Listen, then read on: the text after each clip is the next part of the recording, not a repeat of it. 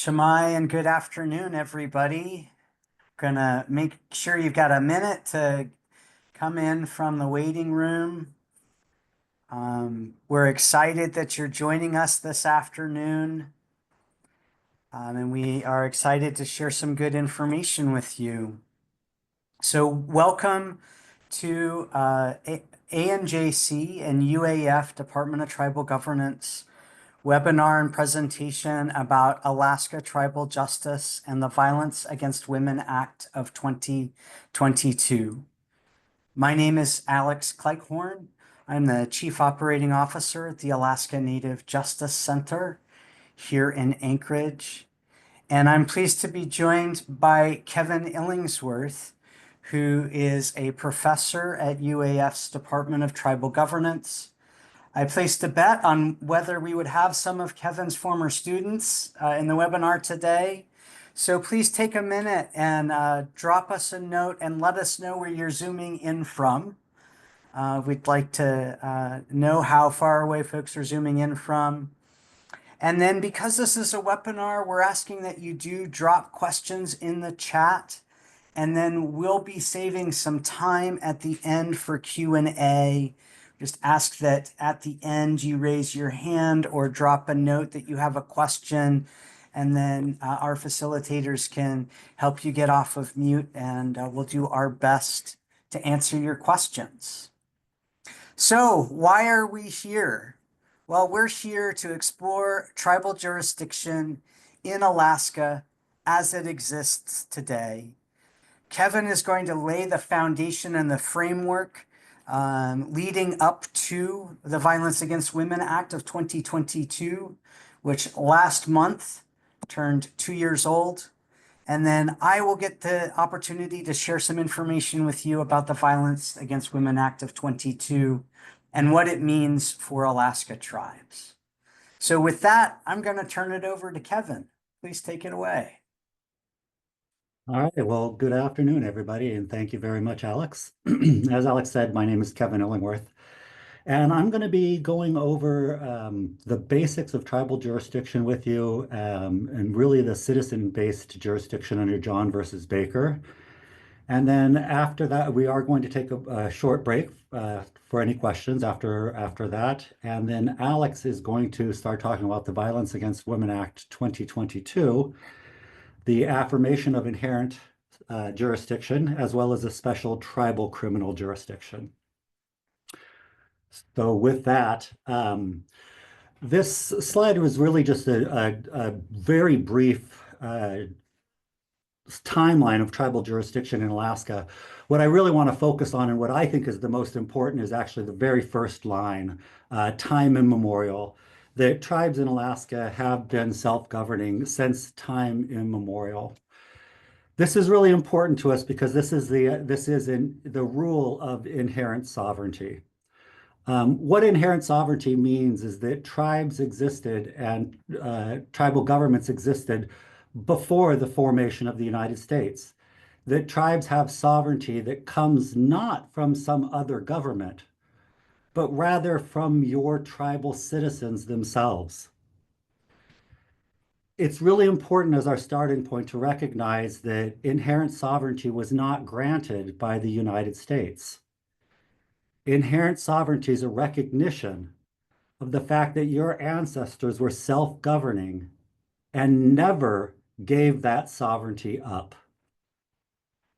Tribal councils, tribal courts, they are not new. They may be a new way of doing things, but they're considered legally the modern manifestations of our traditional systems of governance.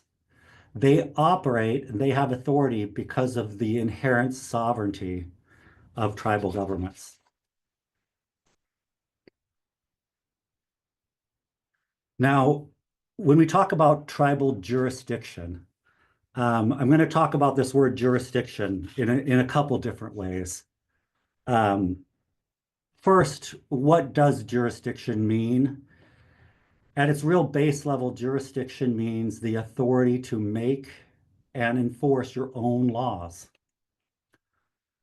So only governments have jurisdiction. We have a lot of tribal organizations in Alaska, but only our tribal governments themselves have the authority to make and enforce law or have jurisdiction.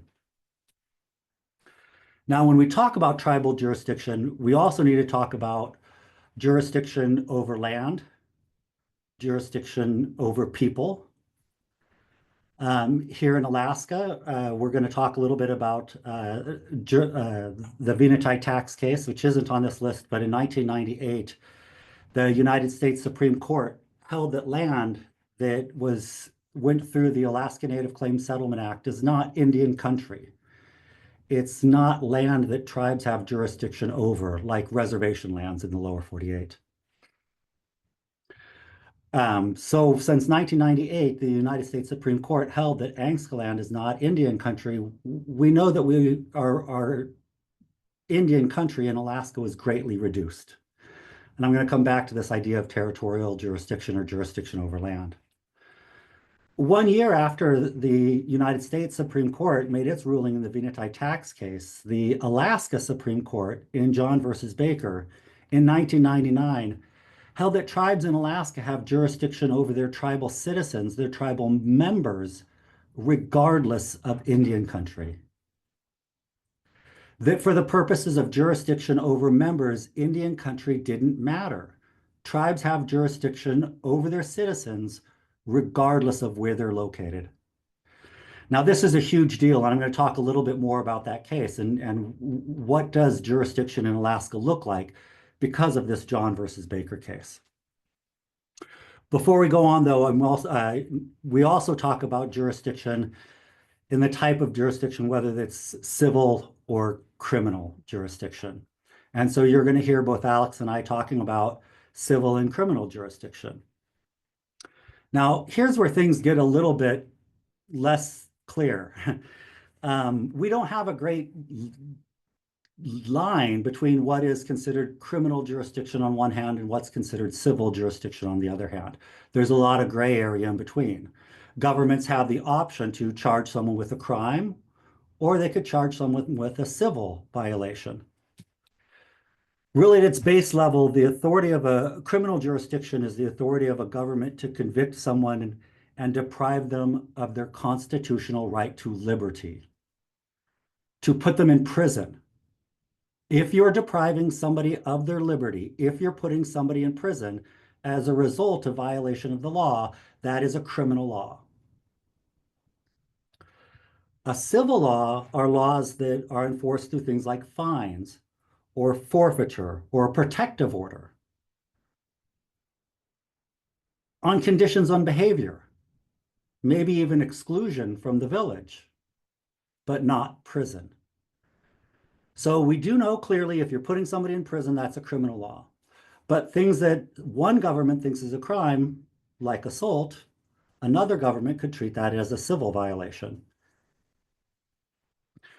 Today in Alaska, almost every tribe is exercising some level of civil jurisdiction. And we're going to go through and talk a little bit about some examples of those. So some of our big issues that we're going to be talking about on this jurisdictional timeline that impacted tribal jurisdiction in Alaska is Public Law 280, the Alaska Native Claims Settlement Act. In 1978, the United States Supreme Court, in what's called the Oliphant case, held that tribes don't have criminal jurisdiction over non-Indians. So really limiting the criminal jurisdiction of tribal governments. Like I said before, I'm going to talk a lot about John versus Baker, a super important case.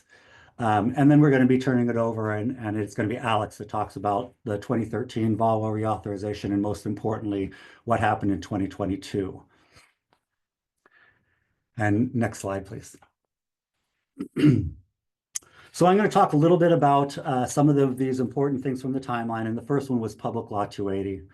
So Public Law 280 was passed by the United States Congress, and it applied to some, but not all, states in the United States. What Public Law 280 did is it passed federal jurisdiction over Indian country, over crimes committed in Indian country, to the state. So whatever federal jurisdiction there was in Indian country in Alaska, Public Law 280 transferred that criminal authority to the state of Alaska. So the state of Alaska does have criminal jurisdiction within Indian country.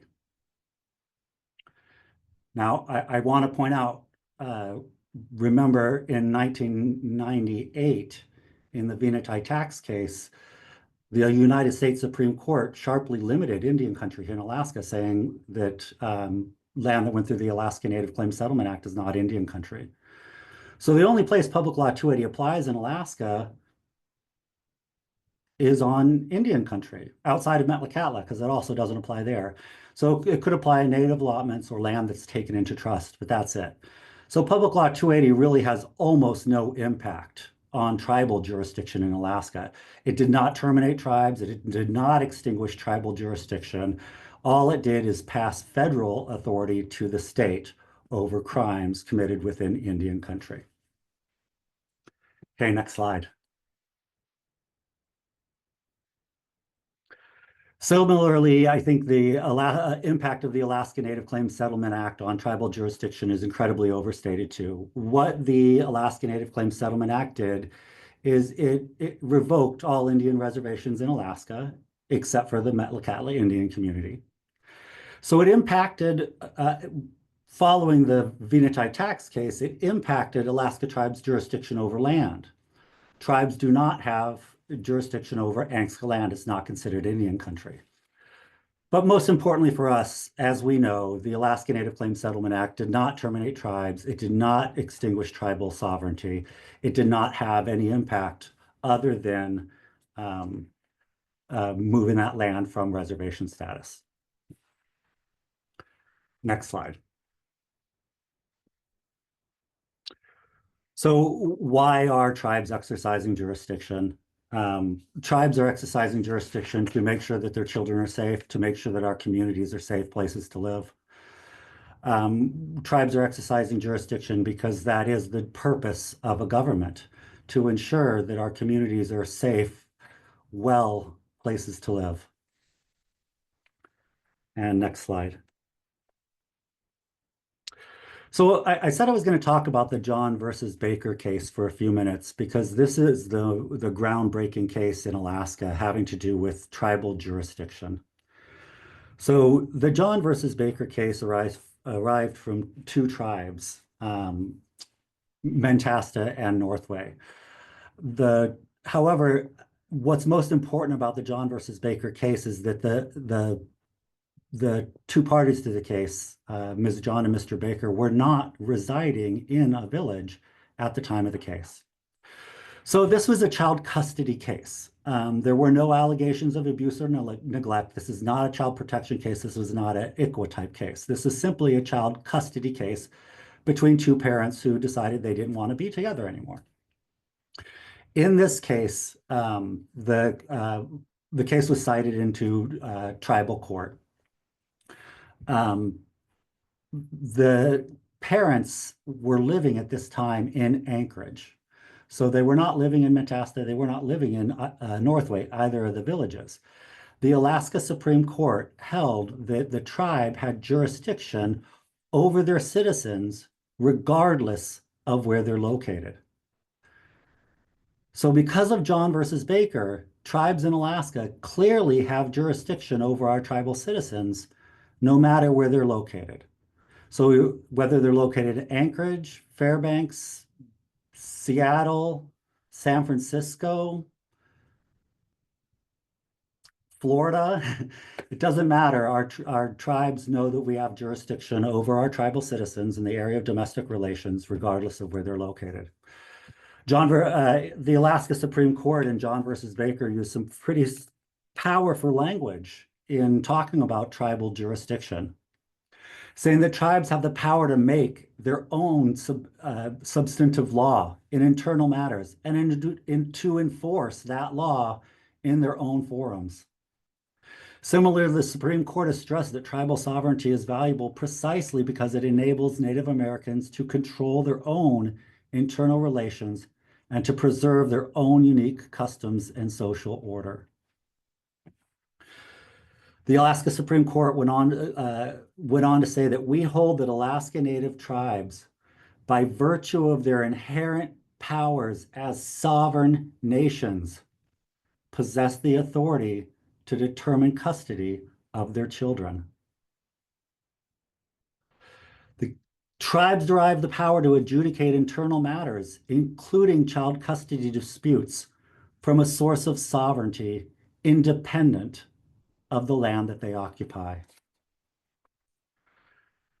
So there's a lot there.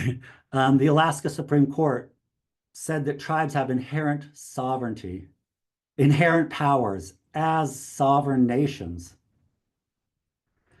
and that sovereignty comes from a source independent of the land. And that source is inherent sovereignty that came from your ancestors, the fact that they were self-governing since time immemorial. Next slide, please. So what types of cases are tribes hearing in Alaska today? Well, tribes are hearing a lot of different cases. Again, the basics of tribal jurisdiction in Alaska is that tribes do have jurisdiction over your members, so jurisdiction to protect your tribal citizens, regardless of where they're located. So tribes are hearing adoptions, child protection cases, and ICWA interventions. These children's cases do make up the vast majority of cases that are heard in tribal court today. So when I say that most tribes in Alaska are exercising civil jurisdiction, these are the types of cases that they're hearing. Cases to make sure that our children are being protected, to make sure that our children are able to stay in their homes. But tribes do hear a lot more than children's cases. Now, what cases a tribe hears is entirely up to the tribe. Really depends on what are the issues that the tribe has, what are the resources that the tribe has available, what types of cases does the tribe want to hear. So as we look at this list of cases, not every tribe hears all these types of cases, but tribes have the authority to hear all of these types of cases and more. So we do have tribes in Alaska that are hearing cases involving trespass, probate or inheritance. Tribes can do marriages and divorces through their tribal court. Tribes are hearing things like assault and disorderly conduct cases, drugs and alcohol regulation. Again, making sure that our communities are safe places to live. Tribes are hearing domestic violence cases. Tribes are hearing cases involving their youth, things like maybe juvenile delinquency, vandalism, not showing up to school. All these things can be done through tribal court. A lot of times when tribes have jurisdiction or taking action, it may not look like a court in the way that Alaska state looks like a court. But these are tribes exercising their jurisdiction, exercising their legal authority to make sure that their communities, to make sure that your tribal citizens are safe. So with that, we are going to pause for a moment to see if anybody has any questions on the basics of tribal jurisdiction and the idea of inherent sovereignty before Alex goes on.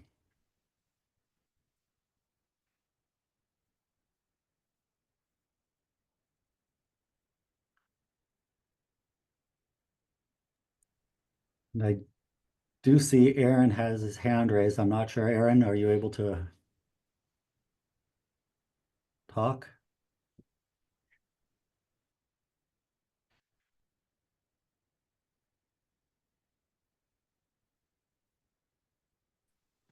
Sure. Can you hear me now?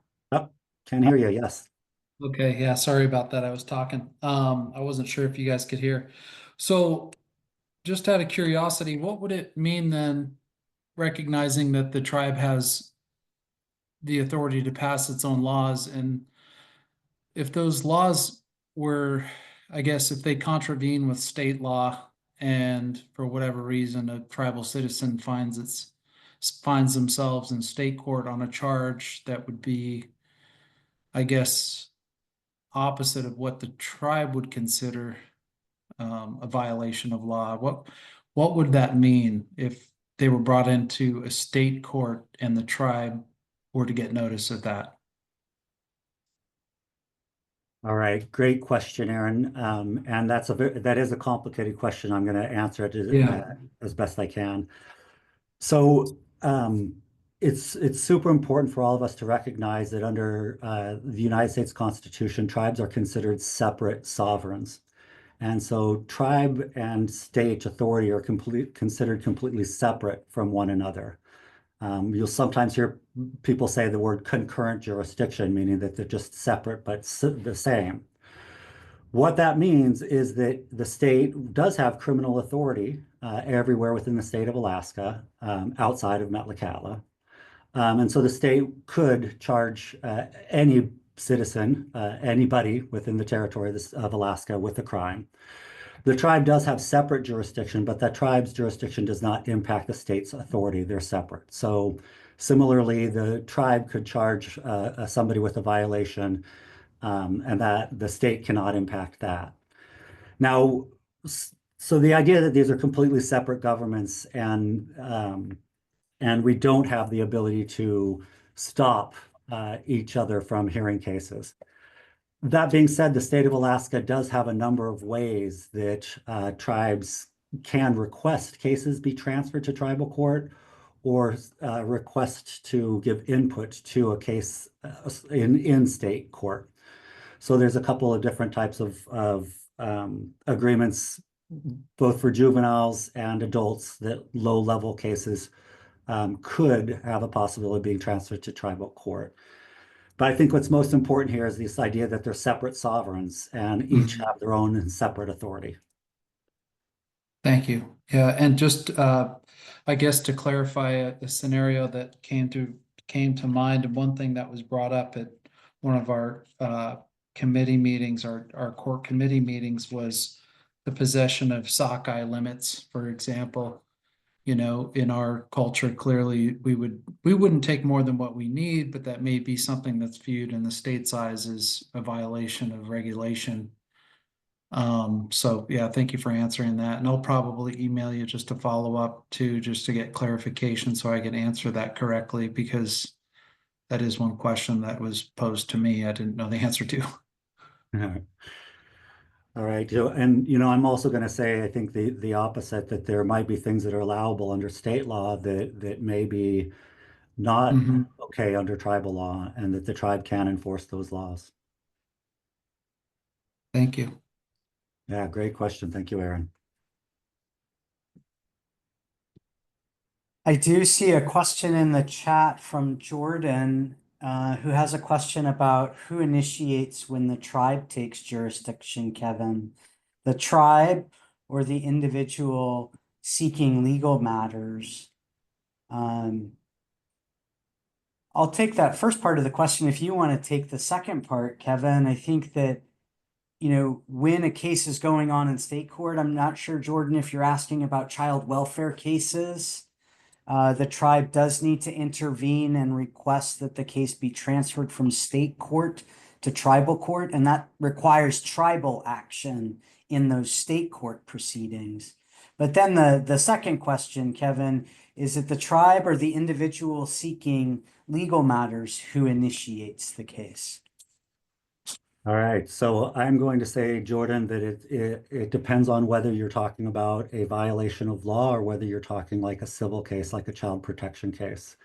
If you're talking a child protection, child custody, a child custody or an adoption type case, that would be initiated by the individual who's asking to have the adoption or asking for custody. If it's a violation of law, or could be like a child protection case, that could be initiated by the tribe. So the tribe would start a case investigating whether that child is actually in need of aid, or would issue a citation if there was a violation of law. For example, use of a firearm or a drug or alcohol violation. So these can all be initiated in tribal court. We don't have to wait for things to go to state court. We should be starting things in tribal court. And then the answer is if an individual starts things like if they're asking the tribe to do something, but the tribe does have the authority to start their own criminal or their own case for a violation of law. Great questions, great answers, Kevin. Thank you. All right. So I get to turn to talk a bit more about VAWA 22. And I want to start by saying that none of what Kevin has laid as the foundation has been disrupted or taken away by VAWA 22. I want you to try to think about VAWA 22 as an addition to what Kevin's been talking about, right? That our tribes continue to have jurisdiction over our citizens, regardless of the status of land.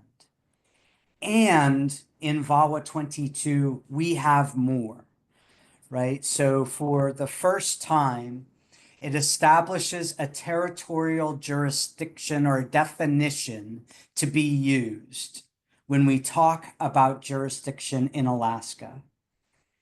It clarifies and affirms Alaska tribes' full civil and criminal authority over all Native people within the village. And we have here for you at the bottom of the slide, this is the statute itself. And I want to point out two really important words out of all of those important words. Congress recognizes and affirms the inherent authority. Congress is not giving anything. It is recognizing and affirming the inherent authority that Kevin was just talking about. Now, we do have Alaska-specific language in here, right? We have the term occupying a village. And this is language that applies only in Alaska. We know that in the lower 48, when people talk about their land, they talk about Indian country. Well, Indian country is actually a legal term defined in a statute. And Indian country didn't quite fit in Alaska. But this definition of village is just for us.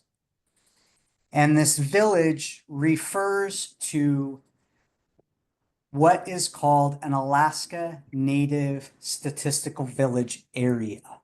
You might hear some of us call that an ANSVA, but we're going to talk more specifically about what that means, and we're going to share resources and point you to resources on our website that can help you find the map of your tribe's village.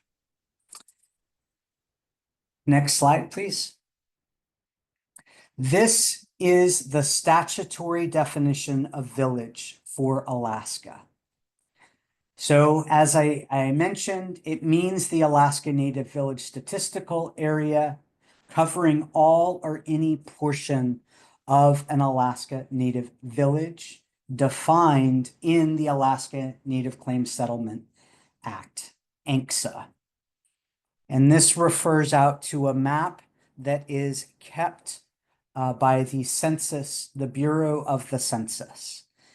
The most recent maps are from 2020 census, and those have been updated. And please check your chat for links to that information and those sites. If you're like me, when we got VAWA 22 passed and it had these references to villages, I went to my region, I went to Kodiak, and I started clicking on the links to look at the maps that were available. So if you're like me and you want to go do that, there's the link to those maps, and you can go look for the maps of the village, your village or tribe, or the villages in your region. If you want any help with that, please reach out to our team here at ANJC. We can help you identify your village if you find the list on the census website to be daunting. But again, it does not create Indian country. This is an Alaska-specific definition of village. Actually, there's an entire chapter of VAWA 22 that talks just about Alaska. We were not an afterthought in this federal legislation. We got a chapter devoted to addressing our specific needs and our unique legal landscape. Next slide. So not only does it recognize that tribes have criminal and civil jurisdiction over native people within the village, it recognizes that our tribes have civil authority to issue and enforce protection orders against all people within the village. This is, again, not something that is necessarily new. Many of us believed this to be true for many years, but we now have a statute to point to in case anybody is still confused about the jurisdiction of Alaska tribes within our villages. Next slide.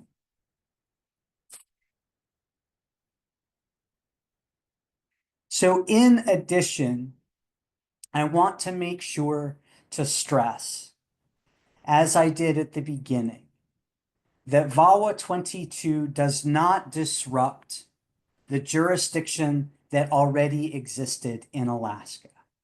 So this here is all the lawyer language in the statute that nothing limits, alters, expands, or diminishes the civil or criminal jurisdiction of the federal government, the state, or any tribes in the state. And it doesn't create or eliminate federal or state jurisdiction over or within a village. This is just additional language to really hit home what I've been communicating from the beginning, that it does not disrupt the status quo, right? That tribes have full civil criminal jurisdiction over all native people within the village. This is about affirming, not altering existing authority. And Congress is stating clearly that tribes in Alaska can do these things. And even though tribes can do it, it doesn't change state or federal responsibilities. That goes right to your question, Aaron. Right? That as concurrent sovereigns in a concurrent jurisdiction environment, federal, state, and tribal law continue to apply. So you could have 2 or sometimes 3 different governments prosecuting crimes out of the same situation. And that's okay. That has been how things have played out in the lower 48 for many years. It's also been how things have played out in Alaska before VAWA 22, where sometimes you have competing cases moving forward in tribal court or state court. Or sometimes even the state government and the federal government need to coordinate about who's going to move forward with the prosecution. This is no different. Next slide, please. So even though the statute is clear, and we think the statute is crystal clear, we also sought a U.S. Department of Justice memo reiterating what the statute said and how it applies in public law 280 states. Our one-page summary of that memo, as well as the full Department of Justice memo, is available on our website. And that Department of Justice memo, all it says is, yes, tribes have criminal and civil jurisdiction over all native people in the village. That this is an inherent power that includes prosecuting all native people for violations of tribal criminal laws. And it applies to all native people, both citizens and non-citizens, or members and non-members of that particular tribe. So, what does that mean? Well, that means I know that I look pretty Gussacky, but I am native. I am a citizen of Dogdignock Native Village. And so if I go to a village on the other side of the island and I break tribal law, I can be held to account for that, even though I'm not a member of Akiak or Uzinki, whatever tribe I visit on the island. Or for regions that have tribes up and down the river, you don't need to be concerned about whether or not somebody is a member of your tribe if they come up or down the river and break tribal law. This applies to all Native people, citizens and non-citizens, or members and non-members. Next slide, please. In addition to the affirmation, right, the 813A, the first part of VAWA 22 that affirms tribes' jurisdiction, we also have what's called the pilot project. And the pilot project is an opportunity for Alaska tribes who want to explore criminal adjudicatory jurisdiction over non-native people that commit certain violent crimes in our villages. The affirmation of tribal authority is available right now. As soon as VAWA 22 became law, that was the law of the land. The pilot project has a longer runway. It is available immediately, but the process is a bit longer. And I'm going to walk through the process for tribes who are interested in this pilot project. Next slide, please. So it is the Attorney General of the United States that has established a 3-track process in Alaska for tribes who want to participate in the pilot program. And we have some pilot program tribes on the call today, but there are 3 tracks, track 1, track 2, and track 3. For tribes who are interested in requesting the AG's designation, please reach out to our team at ANJC. We can help you with sending in the letter and working with tribes to develop a readiness plan. That's the first part of the pilot. Next slide, please. What are those certain crimes? Well, these are called covered crimes in the statute.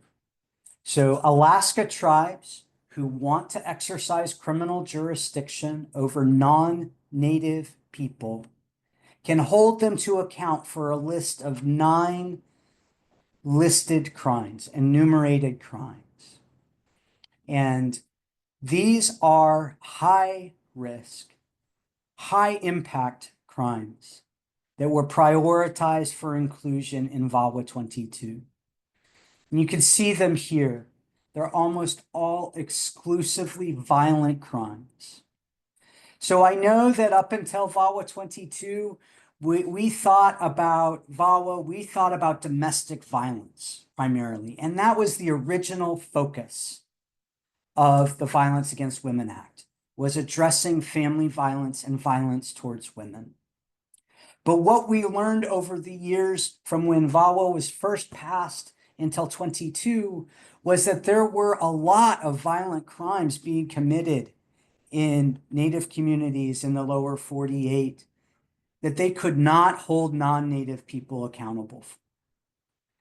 So violence towards children, dating violence, domestic violence, assaulting tribal justice personnel, sexual violence, sex trafficking, stalking, violating a protection order, and obstructing justice are now all crimes that Alaska tribes can hold non-Native people criminally accountable for.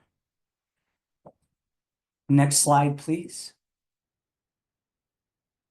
I think Kevin did a wonderful job talking about what is criminal jurisdiction, right? We're talking about taking somebody's liberty away, taking away their freedom of movement and putting them in jail or in prison.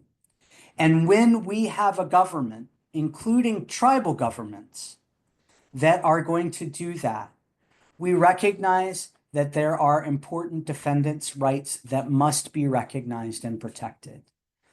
So for Alaska tribes interested in the pilot project, you're going to be asked to look at protecting the Indian Civil Rights Act and being able to provide free licensed attorneys for poor defendants who can't afford them, providing law-trained tribal judges who are the member of a bar association.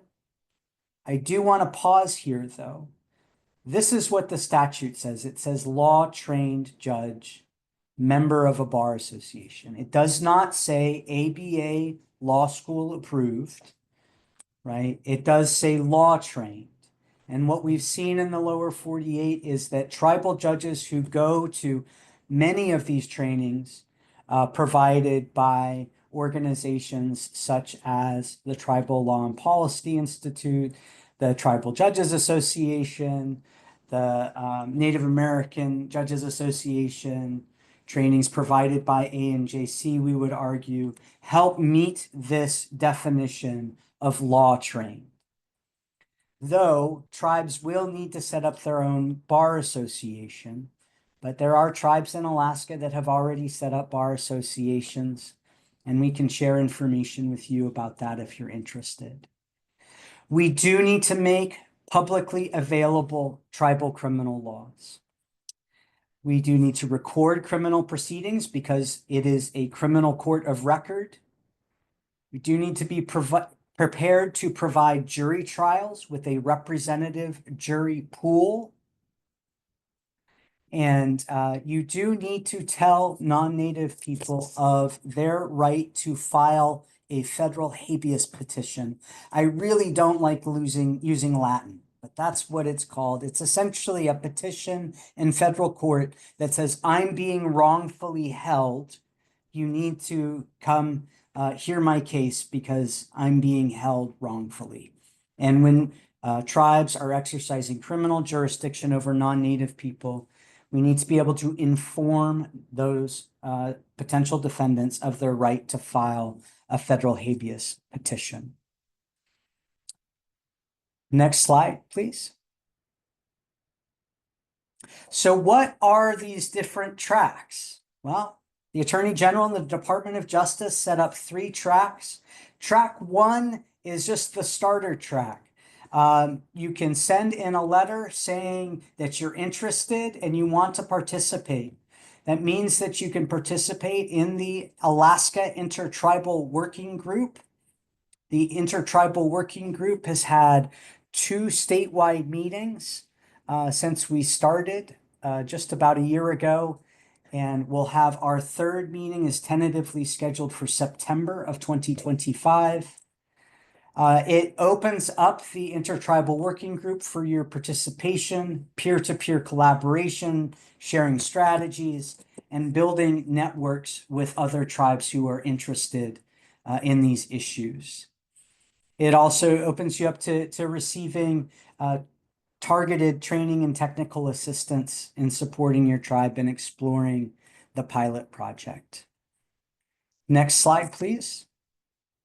Track 2 tribes are for tribes who may be a little bit further down the runway. And if you apply as a Track 2 tribe, what you're saying is you want some additional capacity building and that you're really looking at that goal of the pilot project as something for your tribe to accomplish.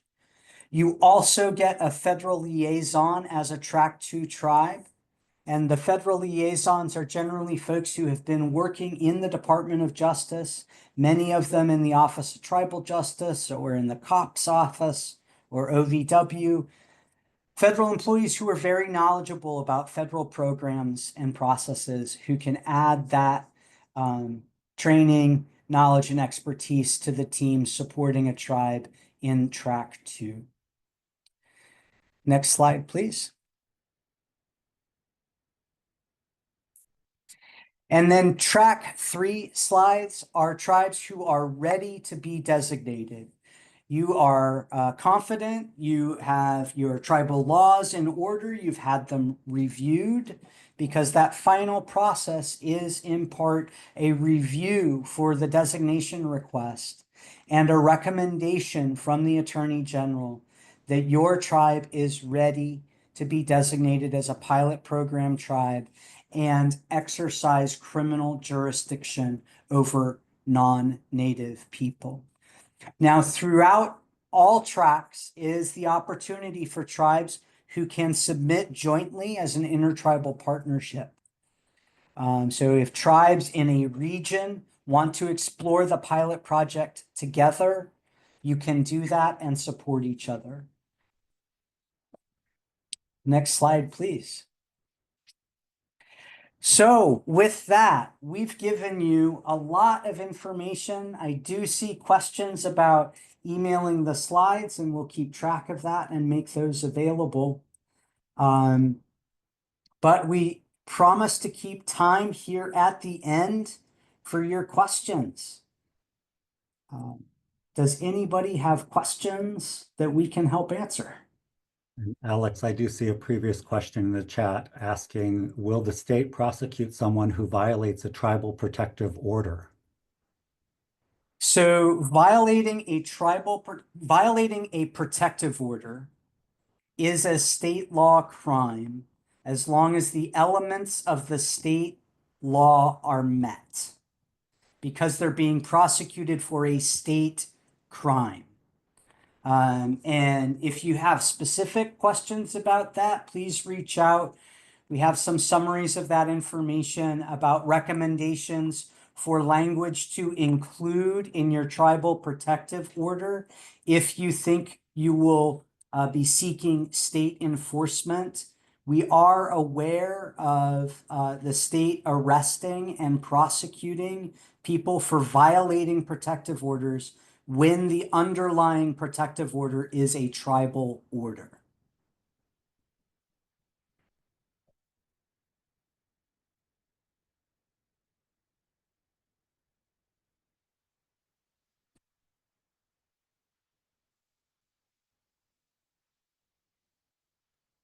Any other questions? There is one more in the chat, Alex. Okay. I'll read it for you. When we have a case regarding the complaints that we've received, if the person or persons state that the state of Alaska is taking over the case, do we still proceed to take the case with our tribal court?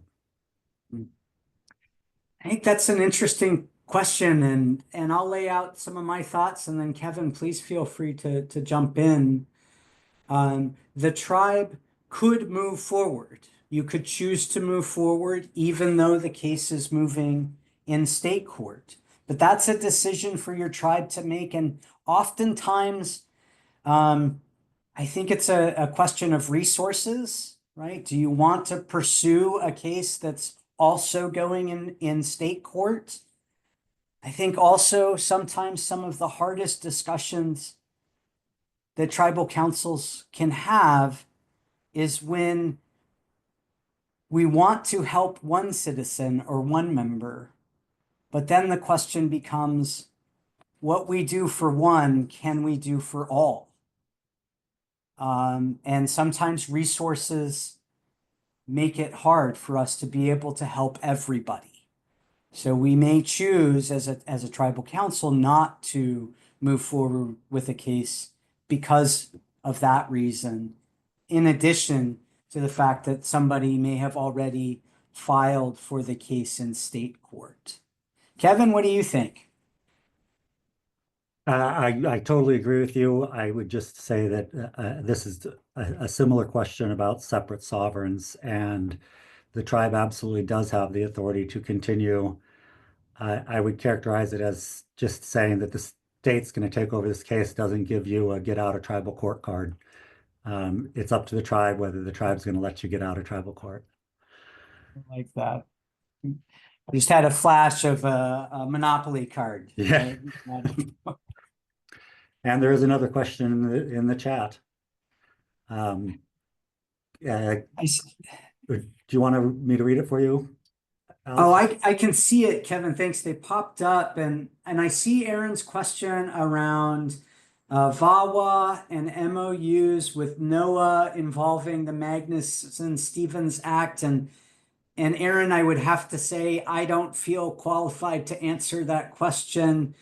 VAWA is very much targeted towards violent crimes when we're talking about non-native people.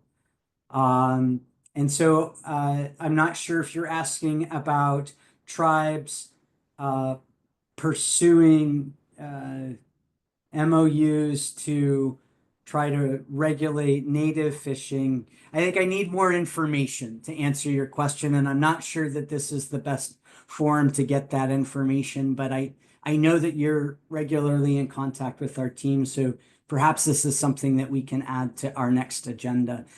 Kevin, did you have any other thoughts? You know, I'll be a little bit more philosophical about it, Alex. Aaron, I would say that the Violence Against Women Act would not directly impact the NOAA or the Magnuson-Stevens Act. But I do strongly believe that tribes exercising self-governance, tribes exercising their jurisdiction does lead to tribes being able to do more. And so as we take on more, we get to do more. And so not directly would be my statement, but I think in the long run it might. You know, I'll share here something I heard many years ago now as a young tribal attorney in California before I came home. I was working with tribal courts and tribal police departments. And I heard a tribal leader describe sovereignty as a muscle, right? And if you don't use your muscles, they get weak. But the good thing is that if you start exercising your sovereignty muscle, it will get stronger.